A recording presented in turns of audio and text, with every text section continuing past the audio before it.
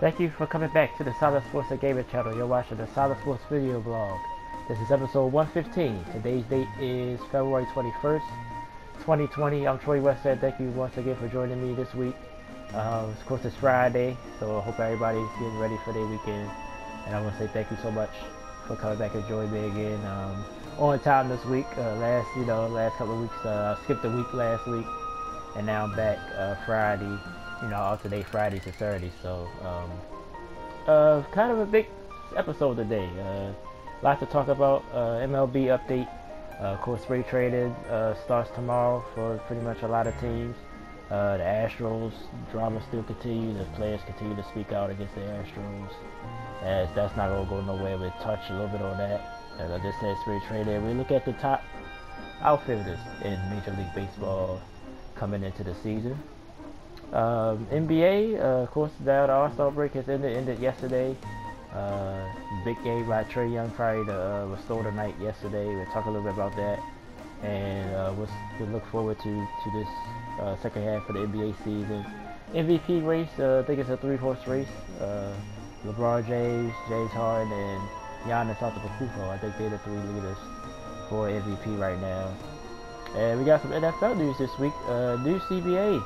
Some of the information that came out, maybe more playoff teams, maybe an extra game in the season, one less preseason game. We'll talk about all that.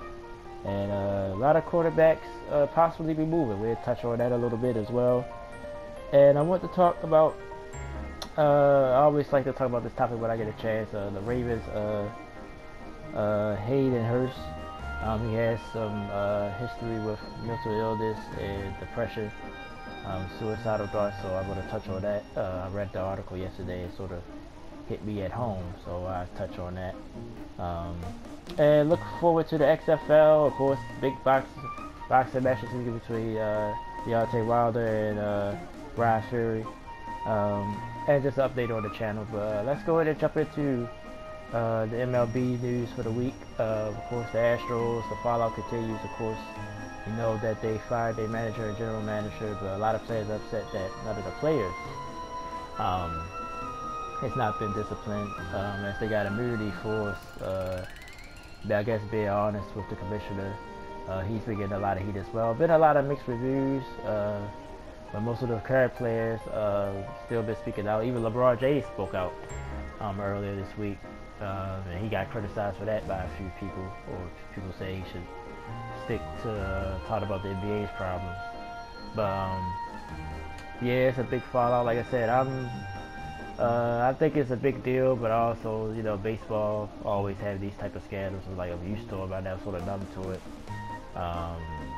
Some people, I guess the debate has been, should they lose their title in 2017? Well, of course, when most of this was going on. I don't know, it's hard to take that away. I think I think this coming out is much, it's like a unofficial asterisk on that season anyway. A lot of people will still acknowledge them as champions, but a lot of people want to go back to this scandal and point that out. So I don't think you have to necessarily take the trophy away. I think the shame is going to be, as far as that part of it, is going to be enough. Now, the players getting punished, I guess it depends. Like, I know the players probably had a lot to do with this thing going on and keeping it going. But I guess just like with anything else, if you promise immunity for speaking the truth or, basically giving information, it's hard to discipline them for it. Then the MLB has a very, very strong union. So players would appeal, they would make a big mess.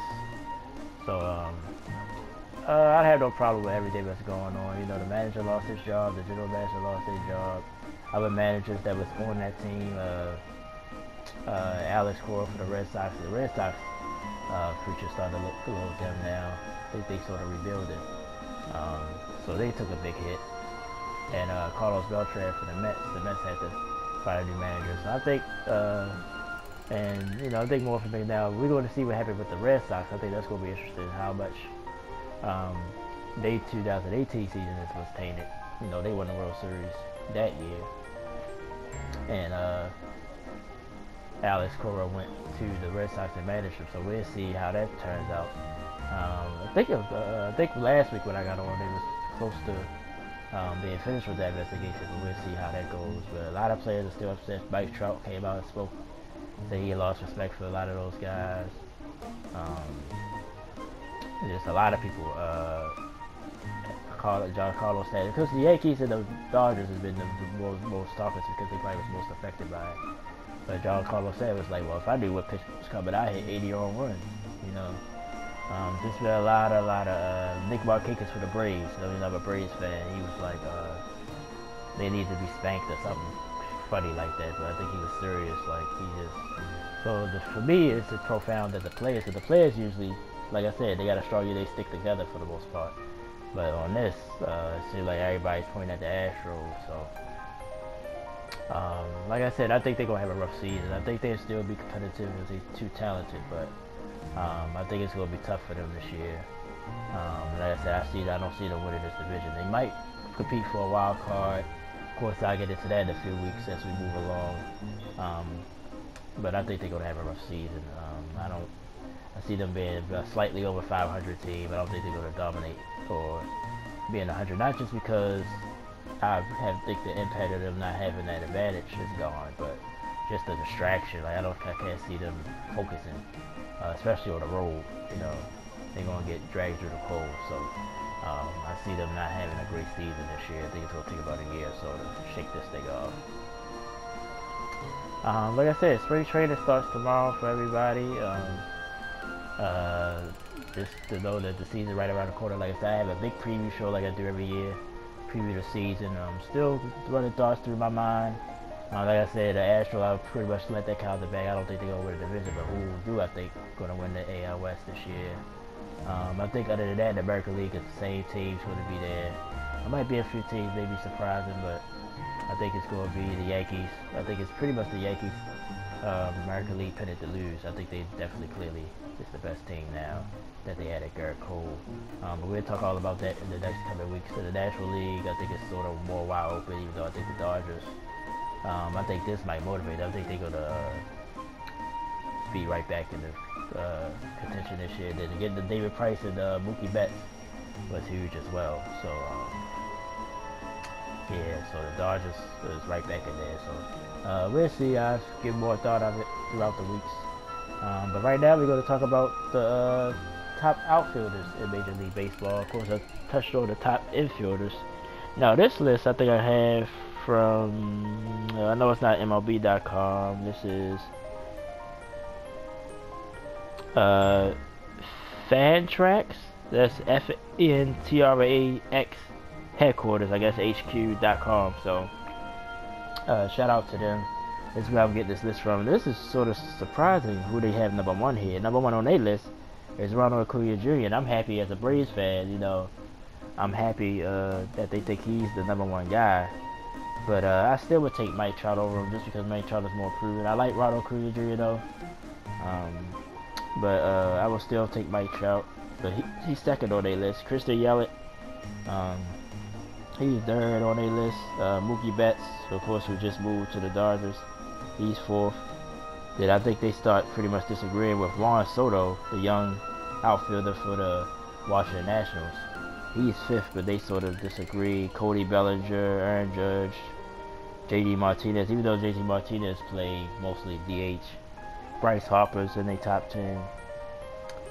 So, you know, a lot of interesting guys. Charlie Blackmon all the way to 15. Chris Bryant, even though Chris Bryant played in infield for most of the part. So, after the top five, it sort of gets shaky after that. But I agree with the top five guys, pretty much.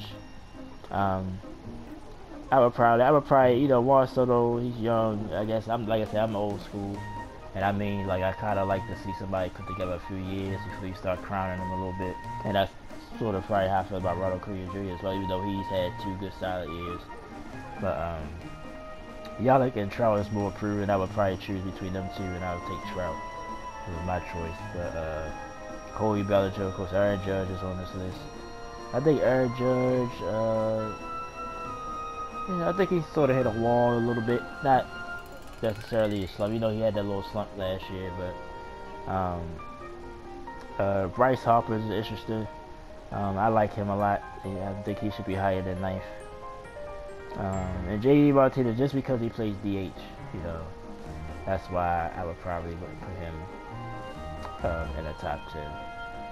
But it's interesting. It's an interesting list.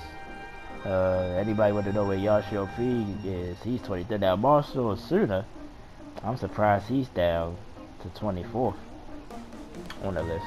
Oh, on A list. According to the A list, you know, factstrackshq.com. So check it out. Like I said, I was on MLB.com and they have all the. Oh, this is more fantasy, so I apologize for that. So this is more like a fantasy list, so it, you know, it's a little bit different, you know. Yeah, so they explain to here. This is a fantasy baseball list, but still give you a pretty good list. So okay, now it makes more sense why Acuna might be maybe first over Mike Trout, but still, I probably still would take Mike Trout, even in fantasy as well. Okay, so that's it for baseball this week. Let's move on to the NBA. Of course, All-Star break just ended just last night. Teams started playing again. I mentioned like Trae Young had the biggest game last night, 50 points, in a win over the Miami Heat. But I just wanted to touch on, you know, give you an update what's going on in the NBA as far as like teams position themselves for playoff positions. Now in the East, like I said, I touched on the East first. I think the East is pretty much set. I think the 8 teams are set. Of course, you got Milwaukee at the top. They're probably going to win in that first seed. Now people question if they're going to win 70 games. I'm not sure. They might just miss. I think they might get between 65 and 70. But I don't think they're going to get to 70. I think they might slow down just a little bit, get some rest for the playoffs. So I think they'd probably be between 65 and 70 wins. Because they got 8 losses right now, I believe. So you only can lose 2 more times. Or 4 more times. So it's 12. 70 and 12. Okay, so yeah. So they have 4 more losses to play with. So it's possible, but I just think their priority might be just to rest and get ready for the postseason. Once they clinch that 1 seed, which they might do relatively early. I think number 2 right now is Toronto. I might be wrong. No, Miami has fallen off. They just lost last night again. I know Miami has fallen off a little bit.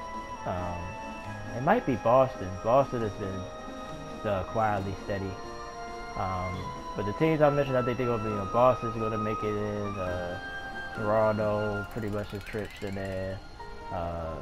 Miami, even though Miami's sort of not surprised because they got Jimmy Butler, but you know, a team sort of still think they missing a little something. Philadelphia, to me, like I said, some people might disagree with this. I think they just a little bit bored. You know, I think they just wait for the playoffs. But I think they better get one of those top 4 seeds if they can. Indiana Pacers, still a steady team. They'll be there. So they're the solid 6. I think I named 16. Boston, if I didn't throw them in there as well. I think I said Boston. Now the final 2 spots might be up for grabs. The Nets now, devastating news just last night. Kyrie Irving going to go ahead and have season in his shoulder surgery. He's had a problem with his shoulder throughout the season, so he's going to shut it down. They'll be a team to break the league record with next year with him and Durant returning. But I think they still might make the playoffs. And I think in the 8th spot right now is Orlando.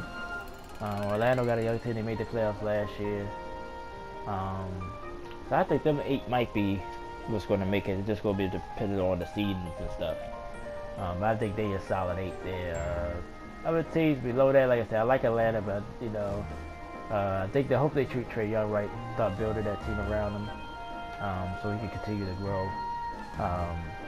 The Wizards is interested. Is John Wall supposed to come back this year? They flash at me sometimes when I keep up with them. But other than those 2 teams, I don't see anybody else climbing from the abyss and really doing anything. In my perspective, like the Knicks, no, you know, what other teams is out there that's below that 8th spot. Chicago, I like Chicago. They got a young team. The Bulls, Cavaliers, no. We still need to start building a piece. So a lot of those teams, I don't think they're gonna make a run. I think only two teams that's possible. Maybe Atlanta, maybe the Wizards. Even though I think Atlanta is sort of near the bottom, like bottom anyway. So we'll see. But I think the solid eight in the East is there. Now in the Western Conference, got a lot of solid teams on that period. Lakers, see if they can continue to grow along. It's been a debate this week. Who's better, the Lakers and the Clippers? Made a lot of little moves. They got Reggie Jackson off a buyout. Traded for Marcus Morris before the trade deadline last week.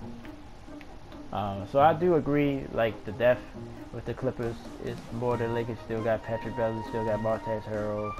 Of course, Kawhi, Paul George. Paul George, though, been a little hurt this year. Haven't really played a lot.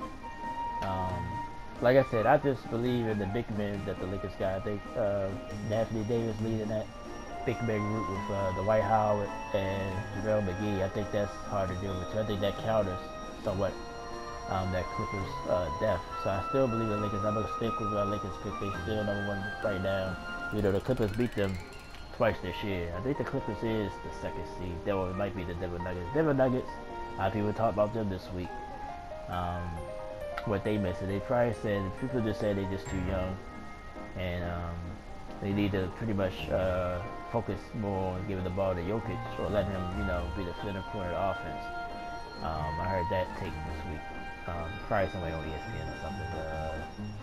Denver, you know, Houston is a sleeper team. But the question about them is they play a small majority of the time. And Houston overcome that. They looked good last night, even though it was against the Warriors, you know, the depleted Warriors. But they had a big win last night. So I said Houston, Denver, so that's 4. Utah gets a lot of looked at. A lot of people just say their offense still a little bit lacking. They're a good defensive team. But I like Donovan Mitchell. He's one of my favorite players, young players coming up. Rudy Gobert, of course, is nothing to sneeze at as well. So, will that be enough? A lot of people thinking maybe they still short. OKC, a little bit surprising to me. I think that they played this well this year. But Chris Paul, you know, he's just nothing but a winner. I know he's the big reason why they stay competitive. Steven Adams is a big man. It's sort of underrated big man. He does his job. Dennis Schroeder. So they got a nice little young squad. The Dallas Mavericks. Luka. Of course, Luka is Luka. He's been good this year. I kind of want to see him play. I ain't seen him play a lot. We'll see what they do. So that's 7. That's 6 teams there, right?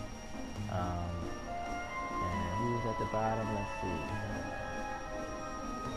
We got Memphis in that 8th spot. Now they got right now they got a good stronghold. They lost last night, but they got a good stronghold at 8th spot. A lot of people think New Orleans have a chance to go creep up and get in there. But we'll see. We'll see how that unfolds. I know I'm missing somebody, but I sort of think that's going to be your solid playoff teams as well. We'll see what happens there. We'll see. Try to think of somebody else. Let's stop guessing and just look up the standings for the Western Conference, because I think I'm missing somebody.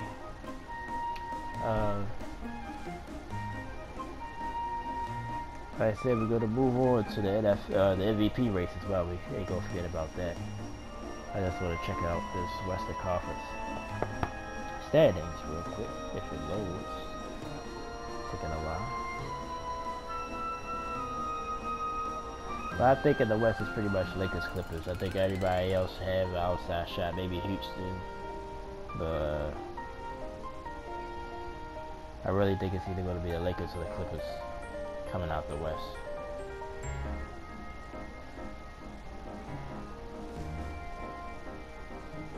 I just got to feel I'm missing somebody.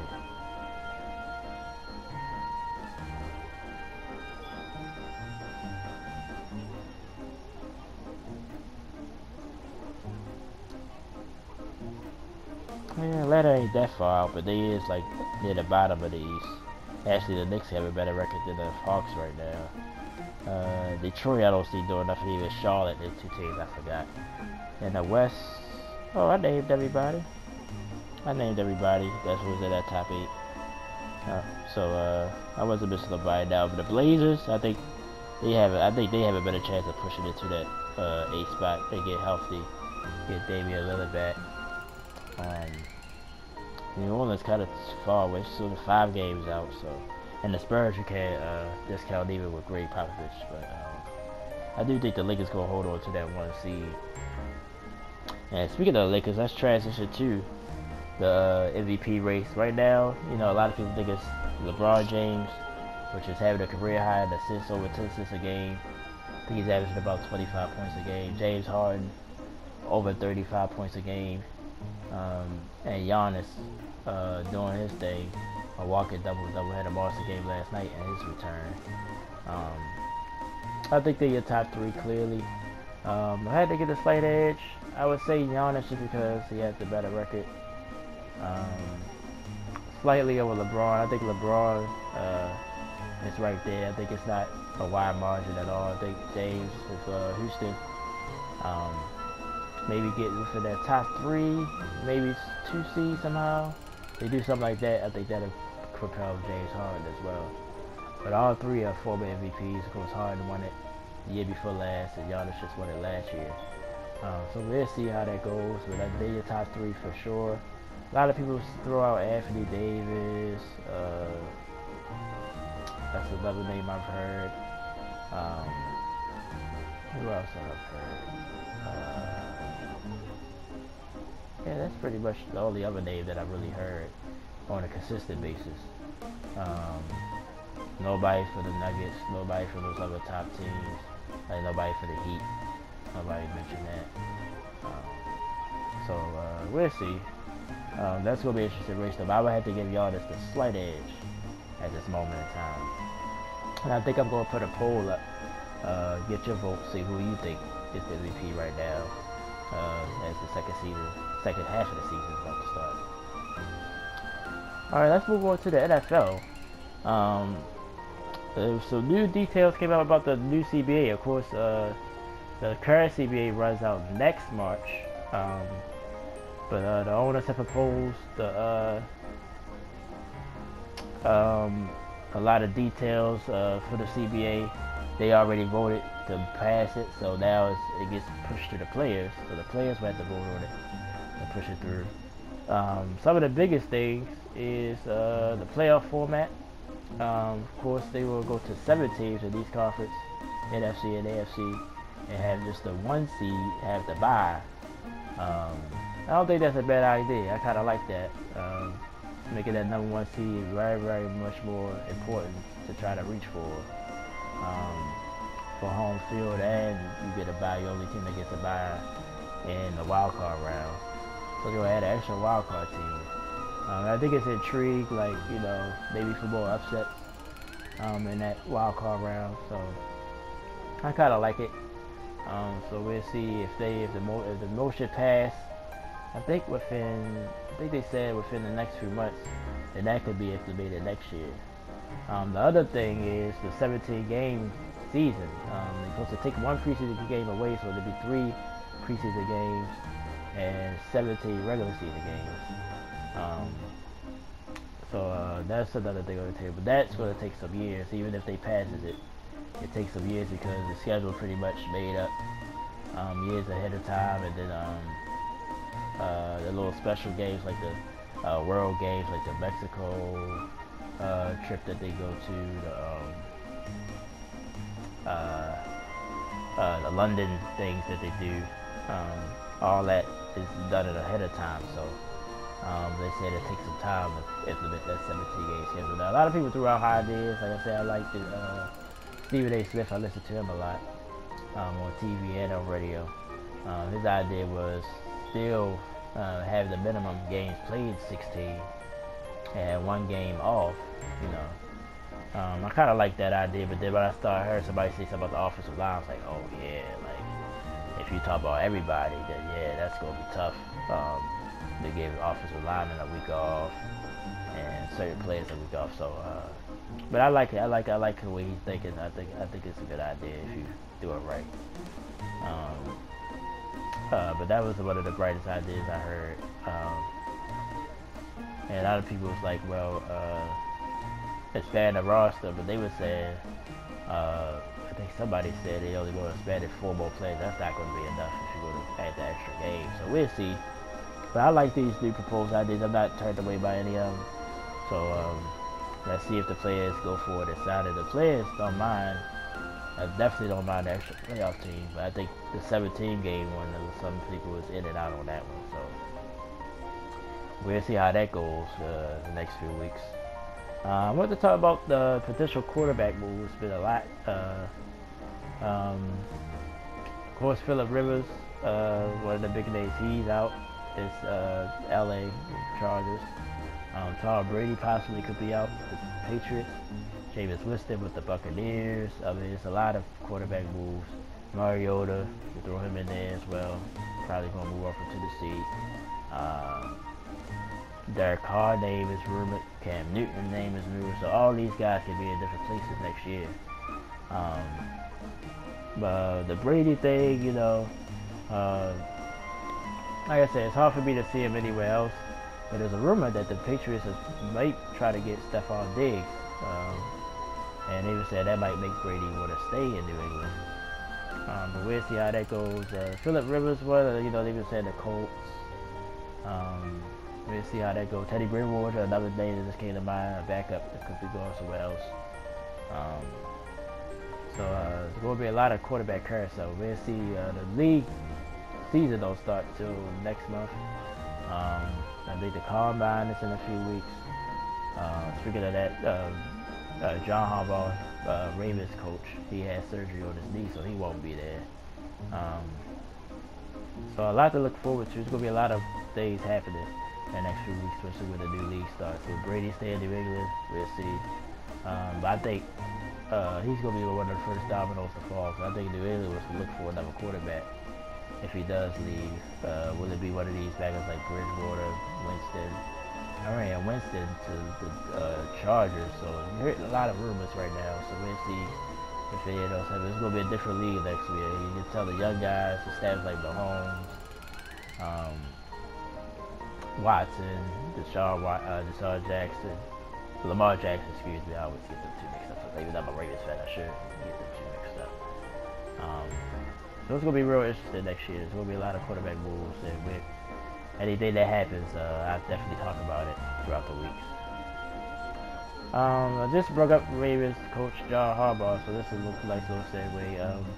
Hayden Hurst. I just read this article yesterday. I wasn't going, you know, I'm trying not to spend too much time on it, but I read the article. It sort of saddened me because, like I said, I've been through similar situations. Basically, long story short, Hayden Hurst, I read the article that he's been open about, talking about he had a suicide attempt. I think it was back in 2012. What school he went to? I probably should have wrote it down. Let me see if I can still pull the article up, but basically, one night he got drunk and high and was real depressed and tried to take his own life. He slit his wrist, and luckily, he got rushed to the hospital, and now that's the reason he don't drink anymore. He said, but he had family history as well. I read in the article of I think one of his uncles took his own life. I'm about to pull up the article.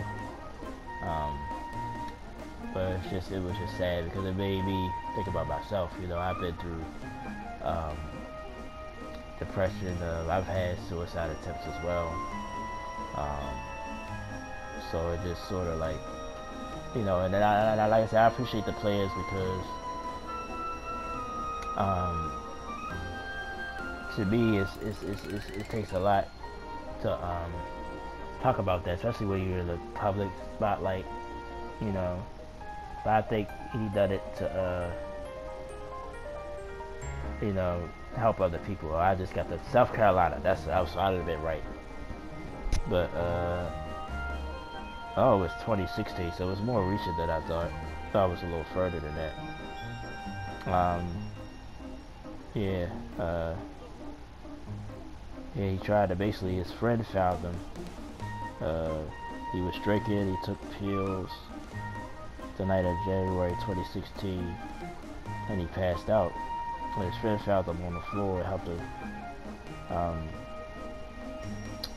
helped him get to the hospital, he probably would have died.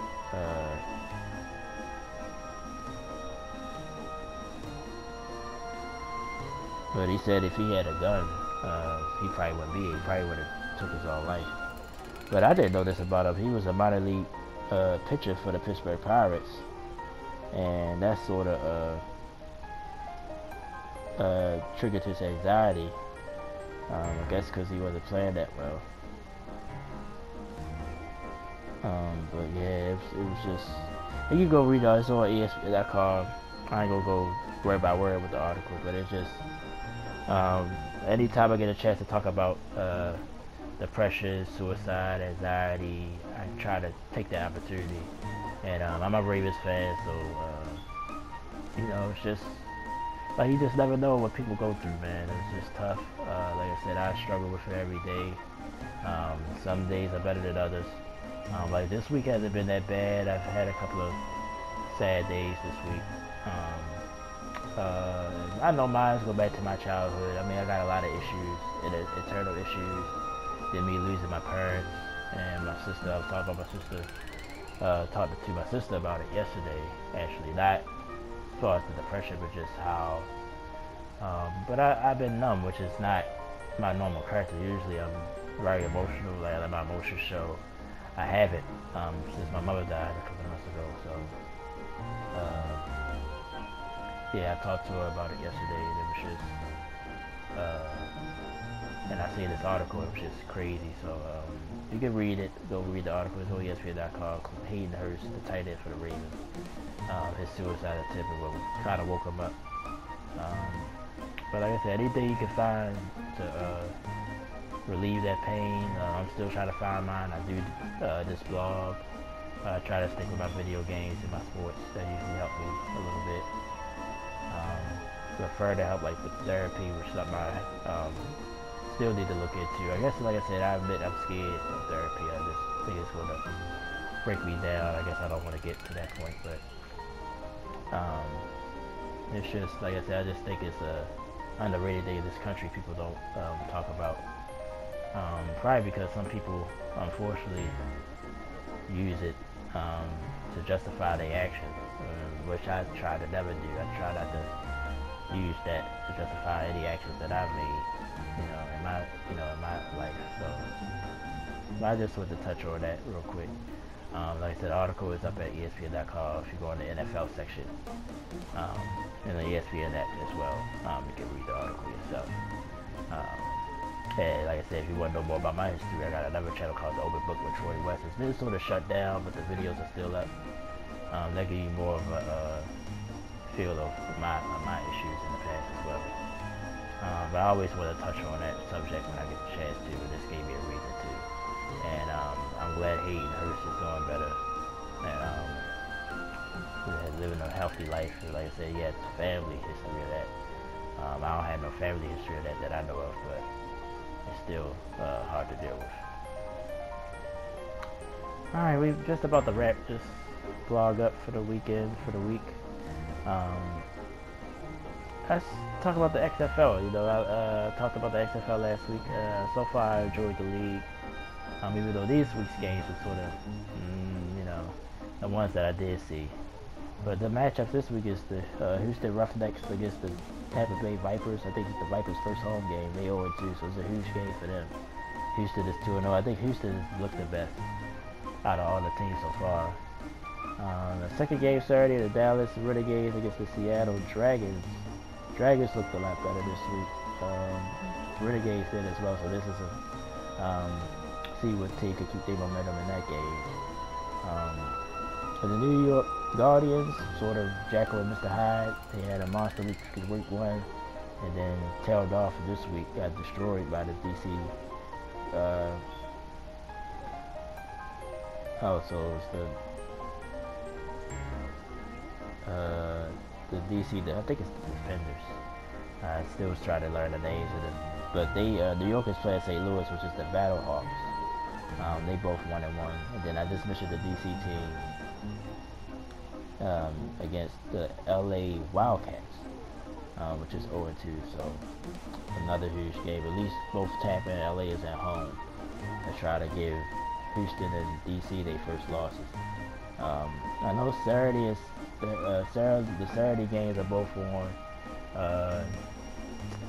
I call it regular TV, but not on. It's on ABC and Fox. And then the Sunday both games is on ESPN and FS1. It's the late game, so definitely check that out. I'll give you another quick update next week. My final thoughts this week: big boxing match this week. Deontay Wilder against Brian Fury. Let me make sure, because Brian Fury sounds Tekken to me. And if you know the video game Tekken, is Brian Fury or there. So let me make sure I'm saying his name right now. Even though I'm messing his name up, he's an excellent boxer. This is probably one of the most biggest heavyweight fights it's been in years. At least a lot of people say going back to the Tyson days when he was fighting. And then another day, they get weighed off today. They do the weigh-in the day before the fight. They can't even do that little stare down that they do because they was Tyson Fury. I knew I had his name when I was saying Brian Fury, so I apologize for that. But they banned them from doing that little face-off. After you weigh in, you go stare each other in the eye. They can't even do that because they was about to fight. During the press conference, I think it was Wednesday, they almost got to a big fight. So I guess to avoid that, they're not gonna let them do that for the weigh-in today. Now, I'm not a boxing expert, I admit that. I always talk about my man Melvin, I used to work with back at one of my old jobs. He was really into mixed martial arts and boxing, combat sports. So I would ask his opinion on it, but just what I see from the experts saying, Wilder is more the knockout artist, Fury is more the boxer. But the fighters in Las Vegas, Fury is worried about the scorecard, so he's going to try tonight, knock Deontay Wilder out. A lot of people don't think that's going to happen, so it's going to be an interesting fight. The first fight was a draw. It's on pay-per-view, so well, I gotta work anyway, but I wouldn't mind seeing this fight. Probably the biggest heavyweight fight in years, a lot of people are saying. So I'm not going to give it the prediction because honestly I don't know, but just because Wilder is the knockout, I probably would pick Wilder, but they say Fury is nothing to be joking with as well. So just wanted to touch on it because it's one of the big events of the weekend. Just a channel update. Like I said, I'm sorry about the Kakarot project being derailed. Copyright reasons, so I can't post anything. But I have been saving videos, so just in case I'm able to post anything, I'll post it immediately. For as far as up-and-coming projects, nothing in the works. Like I said, I was going to do Rage 2 and the Outer Worlds. Still going to look into that. I've been playing Call of Duty Season 2. I've been playing that, but I haven't saved any videos. Maybe today I might throw one in there. There's another Crash Bandicoot, Crash Team Racing Grand Prix. I thought they was finished, but they surprised us with one. The Gas Mania